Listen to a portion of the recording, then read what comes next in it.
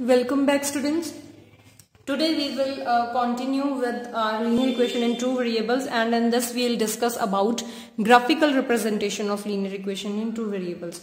So if we will look back, we generally write our linear equation in the form ax plus by plus c equals to 0. If I will take any example like 2x plus 3y plus 9 equals to 0. So this is my equation. अगर मैं इसकी एक example लूं तो जब भी मैं इसका ग्राफ प्लॉट करूंगी, ग्राफ पे we have already discussed in our third chapter coordinate geometry के कार्टेशियन प्लेन कैसे होता है, और उसमें हम वैल्यूज कौन कौन सी पॉजिटिव नेगेटिव कहाँ लेते हैं, X axis positive, X axis negative,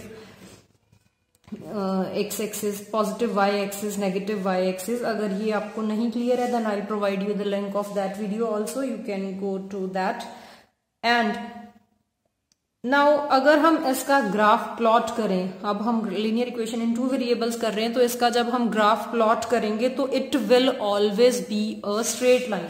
तो you have to write that graph of linear equation in two variables. This is linear equation I have written in short form.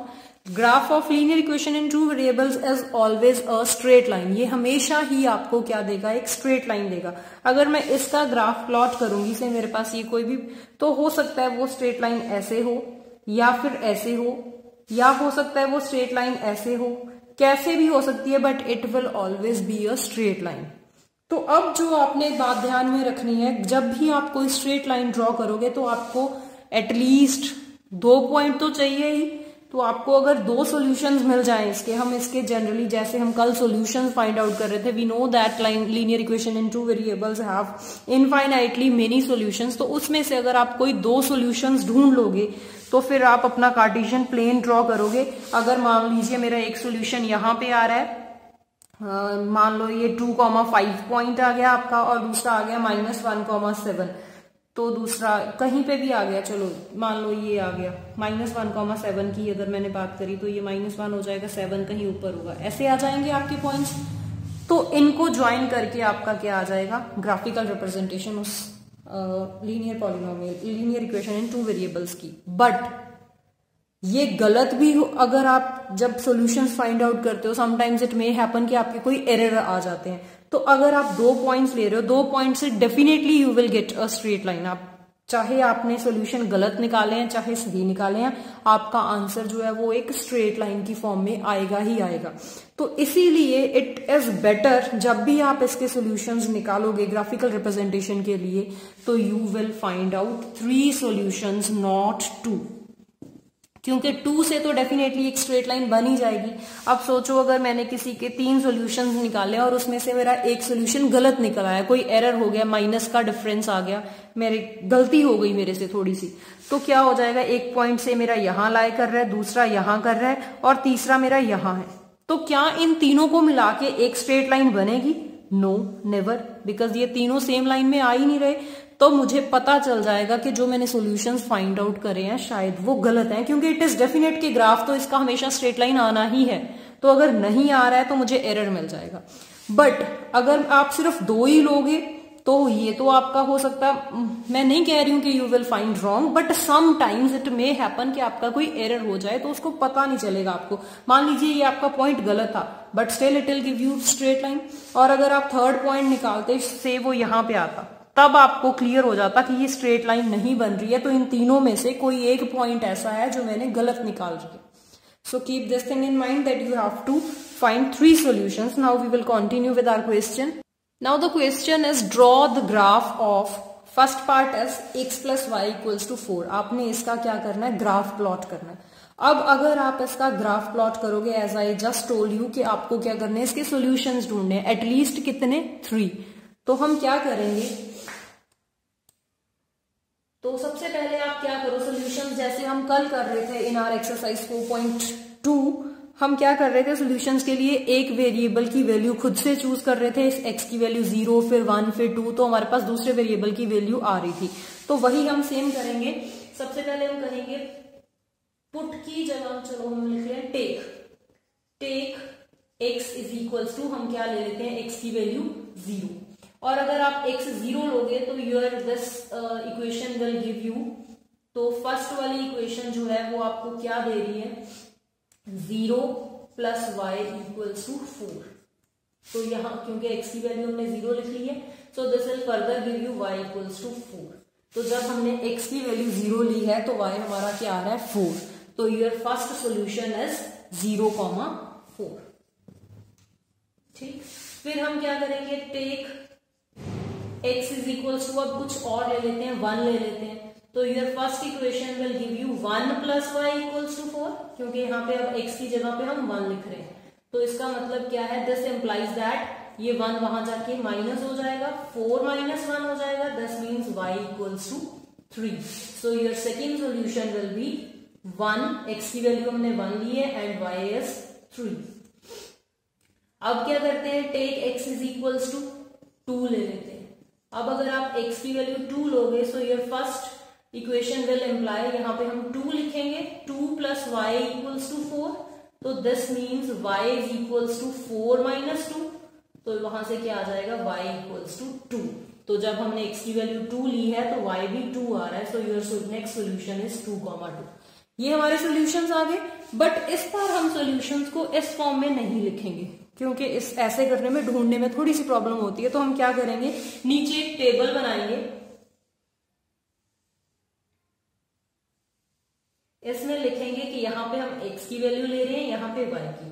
सबसे पहले हमने जब x की value 0 ली तो आंसर 4 आ रहा है, तो x 0 y 4। फिर नेक्स्ट जब हम x 1 ले रहे हैं तो y is coming out to be 3, 1 3। Next is 2 2। So this will be the table. अब हम क्या करेंगे, इसका ग्राफ प्लॉट करेंगे। तो ग्राफ प्लॉट करने के लिए आपको पता है हम क्या करेंगे, I will show you over here. तो सबसे पहले ये x एक्सिस ड्रॉ कर लेंगे, y एक्सिस ड्रॉ कर लेंगे। Because of quarantine you might be not able to get the graph copies, but I guess the shops are recently it has been announced that shops can be open till 11 a.m. in the morning, so you can go and purchase one graph copy. If you still it is difficult for you, then the last option is that you can go in your as such in your fair copy. So सबसे पहले आप देखोगे कि x की values आपकी कहां तक है, 0 1 एंड 2। x एक्सिस में हमें क्या चाहिए, 0 1 एंड 2, एंड y एक्सिस में मैक्सिमम 4 तक चाहिए आपको। तो this will be your origin, this will be your positive x axis, this will B negative x axis, this is y axis and this is negative y axis. तो your axis 1 2 3 यहीं तक चाहिए। चलो मैं 4 भी ले लेती हूँ, और इसके बहुत सारे सॉल्यूशंस हो सकते हैं। मैं बार बार बोल रही हूँ, we are only taking the 3 solutions, any 3 solutions that you want. अब y में हमें कहां तक चाहिए, 4 तक चाहिए, तो हम 1 1 का ही डिफरेंस ले लेते हैं, 1 2 3 and 4। And at the top हमें क्या लिखना होता है, scale. Right corner, top right corner में ग्राफ के हम क्या लिखते हैं, स्केल, कि हमने स्केल कौन सा चूज करा है। तो स्केल हमारा x एक्सिस पे भी सेम है, y एक्सिस पे भी सेम है, x, y एक्सिस दोनों पे क्या है हमारा स्केल। हमने यहाँ पे आपके, अगर आप ग्राफ पेपर पे, मैं थोड़ी देर में आपको ग्राफ पे भी दिखाऊंगी, उसमें आपके 10 बॉक्सेस 10 लाइंस के बाद 10 डिविजन्स के बाद आपका 1 चेंज हो रहा है। तो your scale is 10 divisions is equals to 1 unit. ये आपका स्केल आ जाएगा। अब प्लॉट करते हैं, x की वैल्यू 0 एंड y की value 4। So x is 0 over here, y 4 यहाँ पे है, तो this will be the point. Next is 1 3, so 1 and 3। जो पहले लिखा है वो हमने x एक्सिस पे ढूंढना है, बट हियर हमने डायरेक्ट टेबल में लिखा है कि x कौन सा है, y कौन सा है। देन इज 2 2, तो ये रहा। अब इनको अगर ज्वाइन करने पे आपकी स्ट्रेट लाइन आ रही है, then your graph is clear. So इतना सा ही करना है। अब इसका सेकेंड पार्ट देख लेते हैं। इन सेकेंड पार्ट आपको गिवन है x minus y equals to 2। Almost वैसा सा ही है, x की वैल्यू 0 डालो, 1 डालो, 2 डालो, फिर उसके बाद 3 सॉल्यूशंस आ जाएंगे। पर इसमें जो मैं चीज आपको दिखाना चाह रही हूँ वो क्या है कि जब आप x की वैल्यू 0 डालोगे, सबसे पहले आप फर्स्ट केस में जब करोगे take x is equals to 0, तो आपको क्या मिलेगा 0 minus Y equals to 2। So आपका आंसर 2 नहीं आया है, y की वैल्यू 2 नहीं आई है, बिकॉज 0 माइनस वाई से आपका आगे वाला 0 हट जाएगा, तो माइनस वाई इक्वल्स टू 2 आया है। सो योर y इज -2 यहां पे, ठीक है। सिमिलरली जब आप 1 पुट करोगे, इसका जब आप लोगे कि take x is equals to 1, तो वो क्या आ जाएगा 1 माइनस वाई इक्वल्स टू 2। तो ये 1 वहां जाके प्लस नहीं होगा, बिकॉज 1 के आगे कौन सा साइन है, पॉजिटिव है, उसके आगे कोई साइन नहीं है, मतलब वो पॉजिटिव है, तो उधर जाके उसने नेगेटिव होना है। तो माइनस वाई, ये वाला माइनस वाई के आगे था, एज सच रहेगा, ये 2, ये 1 वहां जाके -1 हो जाएगा। So minus Y equals to 1, तो आपकी y की वैल्यू -1 आ जाएगी। Similarly you can find the third solution also, and now I will provide you the complete solution of this. Here I will be showing you the proper solution on graph paper. The very first question that we had just discussed as x plus y equals to 4. As I already told you कि आपने 2 से ज़्यादा solutions find out करने हैं, 2 नहीं करने हैं। तो इन्होंने सिर्फ 2 ही find out करे हैं, x की वैल्यू 0 डाल के and then put x equals to 1. They are getting 2 solutions as 0,4 and 1,3. And here they had plotted it. If I'll show you, whereas 0, first solution was 0,4, so here it is, and then was 1,3, so here it is. तो इन्होंने इसको मिला के ये जो line बनी है, ये आपके फर्स्ट वाले इक्वेशन का, फर्स्ट वाले ग्राफ का सोल्यूशन है। इनका ये जो आंसर आया था ये बिल्कुल सही था। तो इनका जो 2 वैल्यूज, 2 सॉल्यूशंस निकाल के ही इन्होंने कर लिया। But again and again I am telling you, आपने 2 सॉल्यूशन से नहीं करना है, 2 से ज़्यादा फाइंड आउट करने हैं, 3 तो एटलीस्ट फाइंड आउट करोगे, ठीक है। Then comes the next one, that is x minus Y equals to 2। इसका भी मैंने आपको बता दिया है अब कि एक बार x की वैल्यू 0 लेके 1 लेके करना है, then you will get these 2 as the solutions, फिर उनको ग्राफ पे प्लॉट करना है।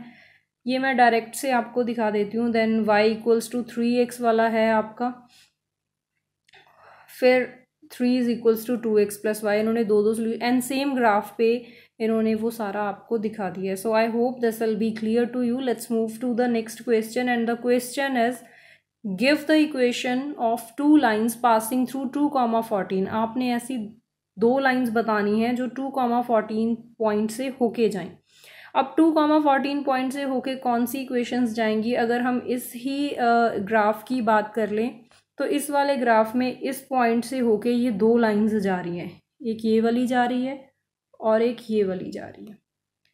तो इसका मतलब क्या है? अगर ये 2 इक्वेशंस इसी वाले पॉइंट से, ये पॉइंट कौन सा हुआ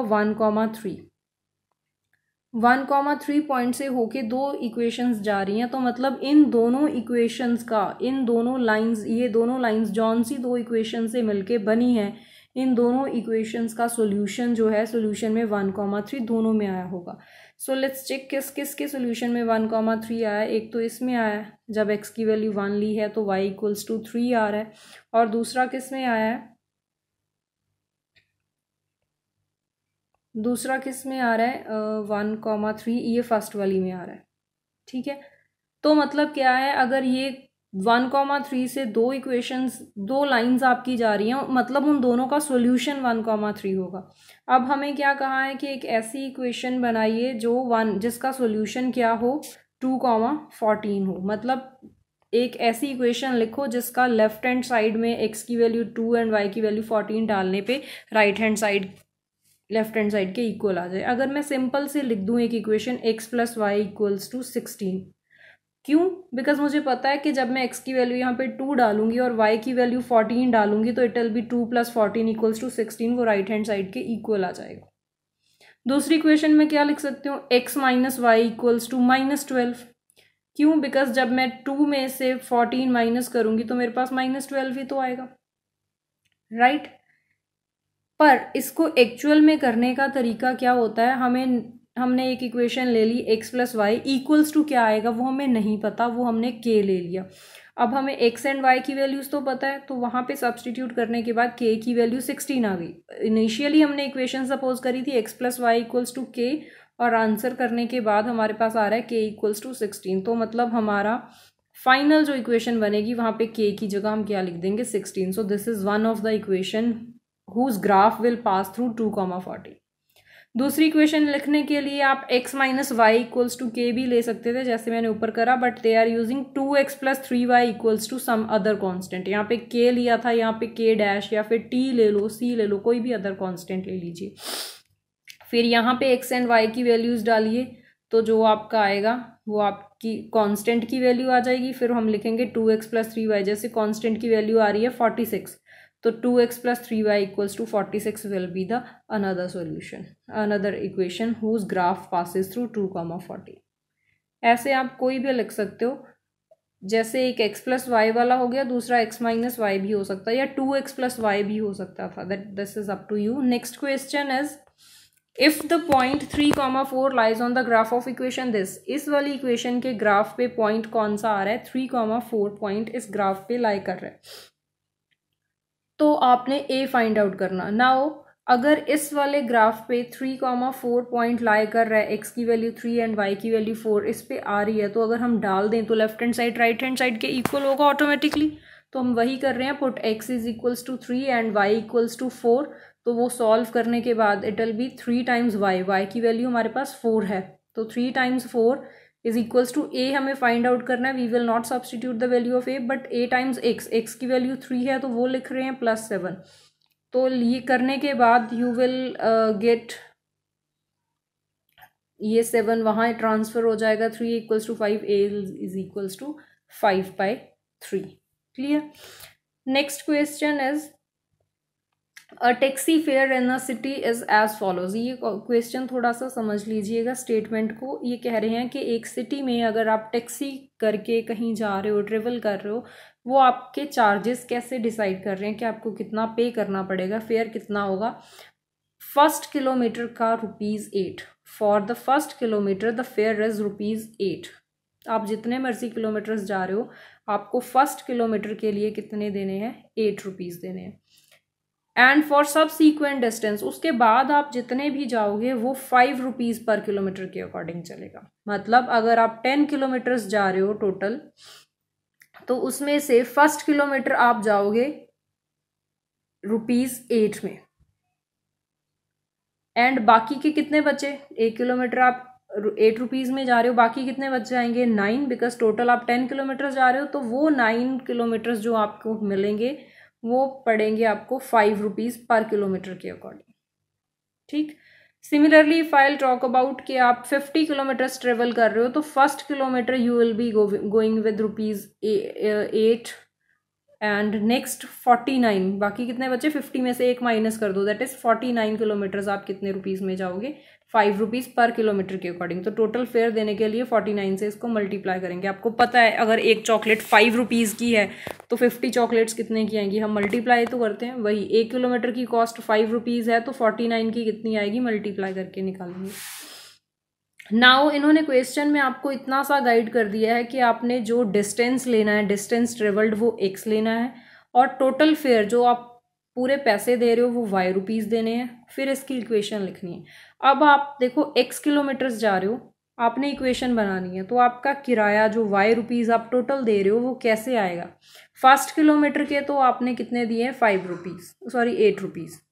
ये हो गया, प्लस बाकी कितने बचे, आपने जाना तो x किलोमीटर था, बाकी कितने बचे, जैसे आप 10 किलोमीटर जा रहे थे तो बाकी पीछे कितना बचता है, 10 - 1 9 ही बचता है, क्योंकि 1 किलोमीटर के तो इन्होंने फिक्स करे हुए हैं। तो 9 किलोमीटर्स के आपको देने पड़ते हैं ₹5 के अकॉर्डिंग। सिमिलरली अब अगर वो x किलोमीटर जा रहा है तो फर्स्ट किलोमीटर के तो उसने 8 दे दिए, पीछे कितने बचे, x - 1 किलोमीटर्स, और उसके कितने देने हैं, ₹5 पर किलोमीटर के अकॉर्डिंग। तो इनको मल्टीप्लाई कर देंगे, इसको सिंप्लीफाई करोगे, then you will get a linear equation.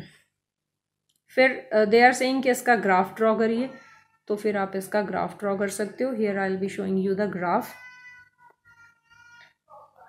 कोई 2 या कोई 3 सॉल्यूशंस आप फाइंड आउट कर लीजिए, and then you will get the graph of the same. Next is you are given with figure. आपको ये फिगर गिवन है और ऊपर 4 इक्वेशंस लिखी हुई हैं, आपने बताना है कि ये जो ग्राफ है, ये स्ट्रेट लाइन है, ये कौन सी वाली, इन चारों में से कौन सी वाली इक्वेशन का ग्राफ बना हुआ है। There is a little error in this figure. ये एक्चुअली देखिए ना, ये नेगेटिव एक्स एक्सिस पे है, तो एक्स की वैल्यू -1 होनी चाहिए यहाँ पे, ठीक है। तो इट इज -1,1। नाउ फर्स्ट वाली इक्वेशन है y इक्वल्स टू एक्स। तो हम क्या करेंगे, ये जो तीनों पॉइंट है -1,1, 0,0 एंड 1,-1, इन तीनों पॉइंट्स को 1 बाय 1 हम y इक्वल्स टू एक्स में सब्सटीट्यूट करेंगे। अगर तो तीनों के लिए left hand side equals to right hand side आ रहा है, then it means this is graph of first equation, otherwise not. तो हम क्या कर रहे हैं, सबसे पहले फर्स्ट वाली में देखिए x की वैल्यू कितनी है यहाँ पे, -1, एंड व्हाट अबाउट y की वैल्यू क्या है 1, तो हमने यहाँ पे पुट करनी है। तो will be get 1 is equals to -1, ऐसा होता है? नो, ऐसा तो नहीं होता। तो मतलब ये फर्स्ट का तो ग्राफ है नहीं। अब सेकंड पे चलते हैं। सेकंड वाली इक्वेशन है हमारे पास x plus Y equals to 0। तो यहाँ पे माइनस है सबसे पहले, तो पहले हम यहाँ पे वैल्यूज पुट करेंगे x plus y. X is -1 plus y is 1 is equals to 0। क्या ये 0 आएगा? ऑब्वियसली आएगा। तो फर्स्ट वाला तो इसका सेटिस्फाई हो रहा है। तो अब सेकंड चेक कर लेते हैं। x plus Y equals to 0, second point हमें क्या रहा है, x भी 0 y भी 0, तो 0 प्लस 0 इक्वल्स टू 0 होता है ऐसा? यस। तो सेकेंड वाला भी इसका जस्टिफाई हो रहा है। थर्ड पॉइंट इज 1, -1, मतलब x की वैल्यू 1 प्लस y की वैल्यू -1। तो क्या ये आपको 0 देगा? यस देगा आफ्टर सिंप्लीफिकेशन। मतलब इसके लिए तीनों पॉइंट जस्टिफाई हो रहे हैं, मतलब ये इसी का ग्राफ है। Clear? Similarly you can check for others also कि कहीं उनका ग्राफ तो नहीं है ये। एंड अगर आप इसमें देखो, इसमें आपको पॉइंट्स गिवन है -1,3, 0,2 एंड 2,0। 1 बाय 1 ये तीनों पॉइंट्स इनमें पुट, पहले फर्स्ट वाली इक्वेशन में तीनों पॉइंट्स, अगर तीनों पॉइंट्स पुट करके देखने, अगर पहले वाला पॉइंट पुट करा और वो ट्रू आ गया, फिर सेकंड वाला पुट करा और फिर वो ट्रू नहीं आ रहा, तो थर्ड चेक करने की ज़रूरत ही नहीं है। अगर पहले वाला ही ट्रू नहीं आया तो बाकी तो करना ही नहीं है। जिसमें एक ट्रू आ जाए तो सेकंड पे जाना है, अगर वो भी ट्रू आ जाए तो थर्ड पे जाना है, चेक करना है कि क्या ये तीनों को जस्टिफाई कर रहा है। So here I am showing you the solution. ये फर्स्ट फिगर का ये वाला आंसर था एंड सेकेंड वाली फिगर का थर्ड वाला पार्ट आंसर आएगा। आप ट्राई कर लीजिएगा। नेक्स्ट इज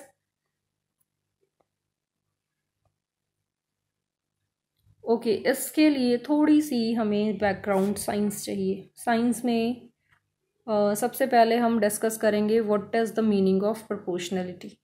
तो firstly I will read the question for you. If the work done by a body on application of constant force, अगर आप किसी बॉडी पे फोर्स लगा रहे हो, देन जो वर्क डन होगा is directly proportional to the distance travelled by the body. वो क्या होगा, जितना बॉडी ने डिस्टेंस ट्रेवल करा है उसके डायरेक्टली प्रोपोर्शनल होगा। फिर इसको आपने लीनियर इक्वेशन इन 2 वेरिएबल्स की फॉर्म में लिखना है, उसका ग्राफ प्लॉट करना है by taking the constant force as 5 unit. ये यहाँ पे कांस्टेंट फोर्स की बात करी है, बाद में इन्होंने बोला है कि वो कांस्टेंट मतलब फिक्स्ड फोर्स लग रही है, और वो फिक्स्ड फोर्स की वैल्यू आपने 5 यूनिट्स लेनी है। फिर ग्राफ से रीड करके आपने इन 2 पार्ट्स के आंसर्स देने हैं। So first of all I wanted to tell you what is the meaning of this word proportional. इसका क्या मीनिंग है? अगर हम पीछे चले, हमने 8th क्लास में करा है direct and inverse proportion. Direct proportion में क्या होता है, यहाँ पे लिखा हुआ है ना डायरेक्टली प्रोपोर्शनल। डायरेक्ट प्रोपोर्शंस में क्या होता है, अगर हम एक की वैल्यू बढ़ाएंगे तो दूसरा भी ऑब्वियसली बढ़ेगा। से I am having a bag and stones over here. अगर मैं इसमें स्टोन्स ऐड करूंगी तो मेरा वेट जो है वो इंक्रीज होता जाएगा। अगर नंबर ऑफ स्टोन्स में, जितने नंबर ऑफ स्टोन्स इंक्रीज करूंगी उतना वेट इसमें ऐड अप होता जाएगा। मतलब मैं नंबर ऑफ स्टोन्स इंक्रीज कर रही हूँ और वेट ऑटोमेटिकली इंक्रीज हो रहा है। एक चीज़ को बढ़ाने से दूसरी चीज़ बढ़ रही है, तो इट इज़ डायरेक्टली प्रोपोर्शनल। और जब हमारे पास, अब देखिए मेरा वेट है जो, वो मैं क्या कहूँगी कि डायरेक्टली प्रोपोर्शनल है नंबर ऑफ स्टोन से। एन से मैं नंबर ऑफ स्टोन्स लिख रही हूँ, और ये होता है प्रोपोर्शनलिटी का साइन। और जब हम प्रोपोर्शनलिटी का साइन डाल देते हैं तब हम इक्वेशन को सॉल्व नहीं कर पाते। हम सॉल्व कर पाएंगे अगर हम इस प्रोपोर्शनलिटी के साइन को इक्वल्स टू में चेंज कर दें। तो जब भी प्रोपोर्शनलिटी का साइन हटा के हम इक्वल्स टू का साइन डालते हैं तो कोई ना कोई कांस्टेंट आता है, जनरली हम उसको लिख लेते हैं के। सो ये प्रोपोर्शनलिटी का साइन हटा के मैंने के लिख दिया into n. This is the way to solve. अब हम आते हैं अपने क्वेश्चन पे। यहाँ पे हमें क्या कहा है कि work done is directly proportional to the distance travelled. Work done is directly proportional to distance, यही कहा है। अब जब हम प्रोपोर्शनलिटी का साइन हटाएंगे इक्वल्स टू डालेंगे तो कोई ना कोई कांस्टेंट आएगा और that constant is a constant force, तो मैं उसको एफ लिख रही हूँ। बट एंड में ये कह रहे हैं कि वो फोर्स की वैल्यू 5 लेनी है, तो work done is equals to 5 times distance, यही इक्वेशन बनेगी। अब WD में आप कंफ्यूज होगे तो आप क्या करो, वर्क डन को एक चीज़ को y ले लो, डिस्टेंस को x ले लो, या इसको x लेके उसको y ले लो। इन्होंने वर्क डन को y ले लिया, फोर्स को 5 ले लिया एंड डिस्टेंस को x ले लिया। तो ये आपकी इक्वेशन बनेगी y इक्वल्स टू 5x। जैसे W is equals to 5D था, इसको हमने y बोल दिया, इसको x बोल दिया, तो y is equals to 5x। फिर इसके आप सोल्यूशंस निकाल सकते हो। 2 सोल्यूशंस निकाले, ग्राफ प्लॉट करा and then the question was कि आप बताइए कि अगर आपका ये जो डिस्टेंस है 2 है, फिर आपका वर्क डन क्या होगा, या फिर अगर डिस्टेंस 0 है तो वर्क डन क्या होगा। तो here I am showing you from the graph. जब हमने वर्क डन को लिया है, सॉरी डिस्टेंस को 2 लिया है, तो वर्क डन कैसे आएगा। ग्राफ को ऊपर प्रोड्यूस करिए, जहाँ पे भी वो मीट करेगा आपका तो उसके कॉरेस्पॉन्डिंग इधर चेक करो। तो जब हमने एक डिस्टेंस को 2 लिया है तो वर्क डन कितना आ रहा है 10। जब हमने डिस्टेंस को 0 लिया है तो वर्क डन भी यहीं पे रुक गया, तो मतलब वो भी 0 है। जब डिस्टेंस 0 तो वर्क डन भी 0, so it is done. Next question is 2 students of class 9 Yamini and Fatima they contributed ₹100 towards Prime Minister Relief Fund for the help of earthquake victims। 2 लड़कियों ने ₹100 दिए हैं, दोनों ने मिलके डोनेशन करी है। तो अगर एक जने ने 50 दिए हैं तो हो सकता है दूसरे ने भी 50 दिए होंगे तभी 100 हुआ है, या फिर अगर फर्स्ट वाली ने 20 दिए हैं तो दूसरी वाली ने 80 दिए होंगे, या फिर एक ने 60 दूसरी ने 40 दिए होंगे। हमें नहीं पता किसने कितने दिए हैं, बट दोनों का मिला के 100 हो रहा है, ये पता है। तो अगर ये जैसे आपको यहाँ पे क्वेश्चन में लिखा है कि एक की कंट्रीब्यूशन x ले लो, दूसरे की y ले लो, ये पेपर में नहीं लिखा होगा। आपको मैंने स्टार्टिंग में ही बताया था कि स्टेटमेंट वाले क्वेश्चंस इस चैप्टर के बहुत इजी हैं। जो भी चीज़ें हमारे पास अननोन होती हैं उनको हमने 2 चीज़ों की बात हो रही है, एक को x ले लो, दूसरे को y ले लो। So here I'll take the contribution by one student as x and other as y। अब दोनों की contribution को प्लस कर दो, दोनों ने कितने दिए हैं 100। So your equation is ready। Find out any 3 solutions, उनको ग्राफ पे प्लॉट करिए and you will get the answer। Last question is instead of giving you the equation in y and x, it is given in f and c। You know that हम जब temperature measure करते हैं तो हमारे पास 2 scales होते हैं, Celsius and Fahrenheit. तो उनका रिलेशन दिया है कि एक को दूसरे में चेंज कैसे कर सकते हैं। तो इनका ग्राफ प्लॉट करना है सबसे पहले, और जो सेल्सियस वाला स्केल है उसको x एक्सिस पे लेना है, फ़ारेनहीट को y एक्सिस पे लेना है। ऐसे इधर वाली रीडिंग c की होंगी, ये वाली f की होंगी, ठीक। तो अब c की वैल्यू 0 डाल दो तो आपके पास f आ जाएगा, फिर c की वैल्यू 5 डाल दो, आपके पास f की कुछ और वैल्यू आ जाएगी, फिर c की वैल्यू 10 डाल दो। Why I am putting c as 5 10, क्योंकि नीचे वाला 5 ऊपर वाले के साथ फिर कटिंग हो जाएगी, फ्रैक्शंस में नहीं रहेगा आपका।